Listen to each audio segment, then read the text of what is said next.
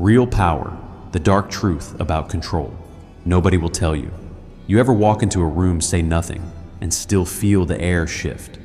People adjust, they watch you, they move differently, like something just broke in their pattern, and you didn't do anything. You didn't perform, you didn't try, and that feeling, that's not confidence. Everybody talks about confidence. This is something else entirely. This is control. And today I'm showing you exactly how it works and exactly why most people will never have it, because they're too busy giving themselves away one reaction at a time. Real power is not in what you say, it's in what you refuse to give away. And most people are hemorrhaging power every single day without realizing it. They react fast, they explain too much, they respond instantly, they make themselves completely available, and they think that's being a good person. But here's what's actually happening. Every reaction you give is data. Every reply is access. Every emotion you show on command is leverage. And once someone learns your pattern, they don't need to control you because you execute it for them automatically, like clockwork, without even feeling it happen. Think about why one message ruins your entire mood. Think about why silence from a specific person makes you anxious and restless. Think about why certain people trigger you in seconds. That's not them controlling you. That's your exposed system running on autopilot. And the scariest part is some people around you see that system.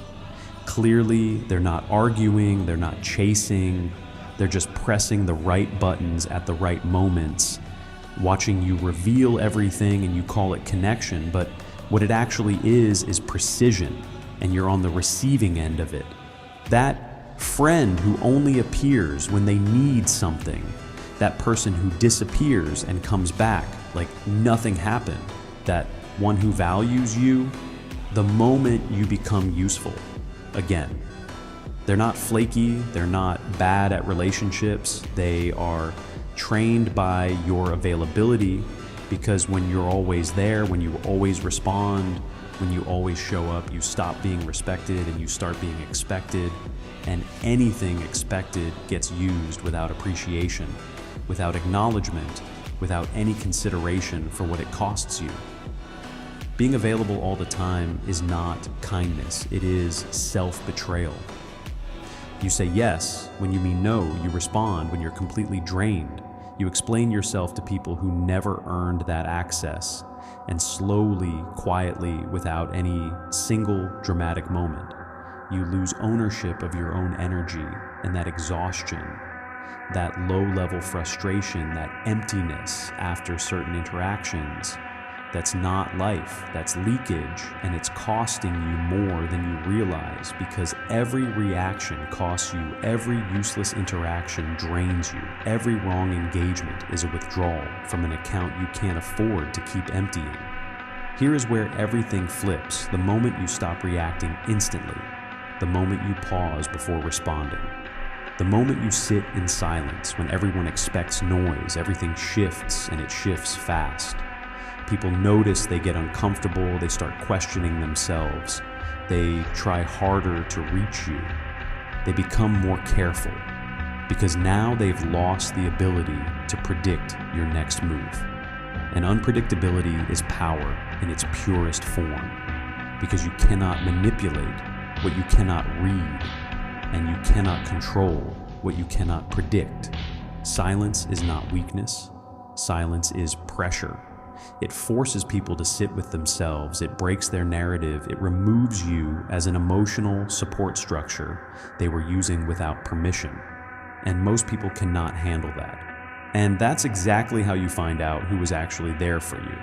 Because when you become less reactive, less available, less readable, they will say, "You've changed." They'll say, "You're different."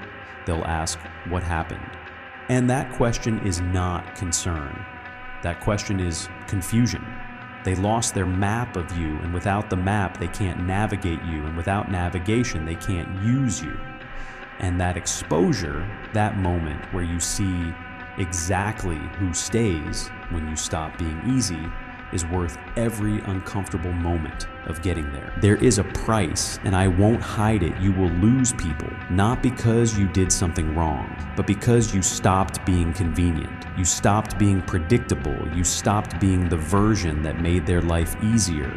And they'll call you cold. They'll call you distant. They'll say, you used to be so much warmer. And what they actually mean is, you used to be so much easier to drain. But something extraordinary happens at the same time. You get your energy back. You stop overthinking every interaction. You stop lying awake, processing conversations. You stop needing validation from people who were never actually seeing you. And for the first time in maybe years, you feel in control not of others, but of yourself. And that is the only control that actually matters, because controlling others is temporary, but controlling yourself is permanent. Your brain just processed patterns most people never see. And if something clicked in you right now that wasn't random, that was awareness, waking up, and the question sitting in front of you right now is simple. The next time someone tries to play your pattern, will you see it? Or will you run it again? Because the most dangerous manipulation is always the one that intelligent people are convinced they're immune to. So follow right now, because what's coming next goes even deeper into this. And if you close this and tell yourself you'll come back later, just know that's not inconvenience. That's exactly the pattern this whole video was about, and decided people don't repeat the pattern, they just move